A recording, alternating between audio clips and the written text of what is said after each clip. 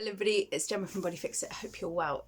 So excuse the hair and the sweatiness, just been out on a bike ride and I felt inspired to do a really quick video on how you can get healthier, fitter during this coronavirus period without injury, aches and pains and stiffness.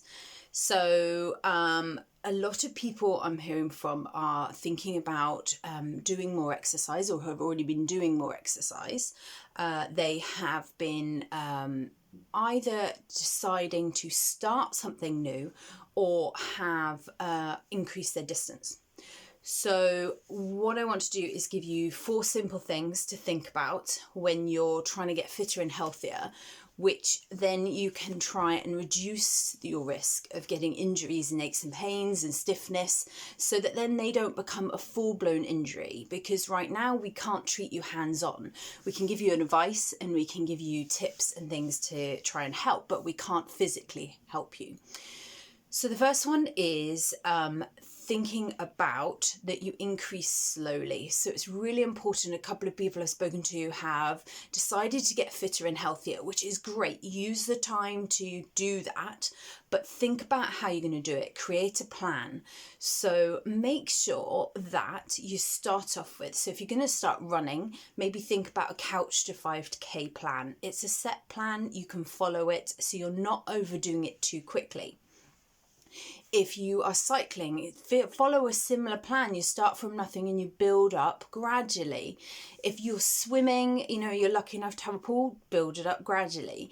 If you are already doing a sport or you've switched to a different sport, build it up slowly. And if you used to run, let's say, because it's easy explanation, if you used to run and you used to run a 10K, fine, no problems. Maybe haven't done it for a little while, build it up slowly. Or if you a 10K and then you suddenly go one day, I'm going to run a 20K, that's a big step up. Build it up slowly. Think about it. It's like trying to go from a 10K to a 20K and expect your body to be able to manage it.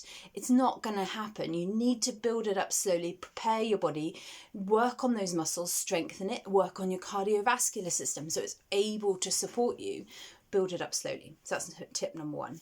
Tip number 2 is all about equipment, which sounds very vague, but if you're going to run or even just get walking, make sure you've got a really good pair of shoes. They're supportive, they're not really old, you haven't done a lot of mileage in them, because you need to look after your feet, which looks after your knees, your hips, your lower back and the rest of the joints in the body. So really consider shoes.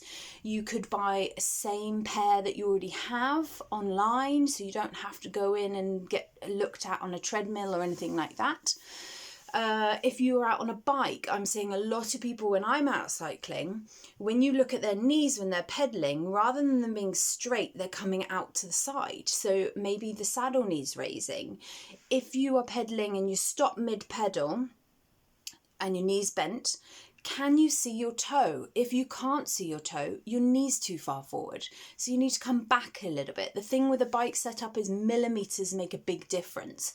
So I don't want to see lots of knee issues because people have been cycling during lockdown and their bike isn't set up. And really important, if you haven't had a bike set up, to Google how you could set that up yourself a little bit better so that you're going to have less injuries. If you have just got a pool in the garden, build it up slowly, because you've actually added a resistance band.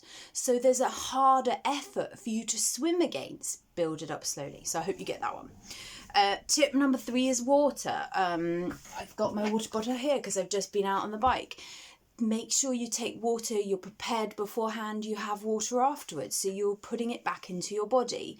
Electrolytes are really going to help you, particularly as it gets warmer, or if you've had a stomach bug, or just generally, I have it in my water anyway.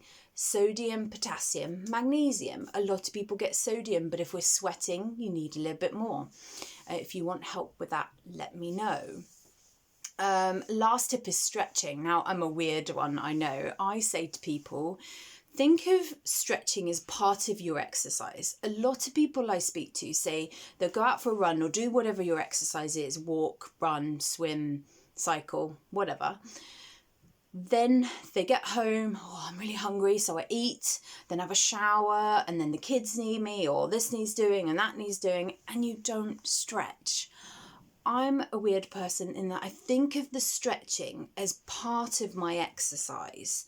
So if I'm going to go out for 50 minutes, 10 minutes of that is going to be stretching. So I'm going to do that as religiously. So I get in, I have some water, and I get on the floor and I do my stretching. Then I might eat, then I might have a shower and do everything else. So make that your priority, stretch, because then you're not building up that muscle tension, which is then going to lead into an injury. And with that, really be aware of any stiffness or tightness. And you might go, oh, that right hamstring's a little tight. Ease into it. Get help with it. We can't physically hands-on treat you, but we can give you advice on how to ease it. So those are really important things. Build in your stretching as a part of your exercise. And also, if you're trying to be more fit and healthy, think about doing stretching every day. It's going to help you lengthen those muscles so you're not ending up tighter and tighter and then the muscles go ping. You want to have elastic muscles. I say to people, you almost want your muscles to be like one of those slinkies that used to flop down the stairs. It's a spring. It's elastic. You want strength in the muscles and be able to create the power, but you also want that elastic component so it can bounce back. If you're not stretching, those muscles get tighter and tighter, and you know when you do the slinky and then it gets a knot in the middle, that's what's happening in your muscles. So if you're stretching, you're keeping that elastic component, which is going to be really important for you to keep doing your exercise. So those are my tips to be able to keep moving, get fit and healthy without aches and pains, without injury, particularly during this coronavirus, but actually just make this a habit now, and then you can follow that through. I hope these help. Enjoy your exercise. If you need more information or help, let me know, and see you soon. Bye.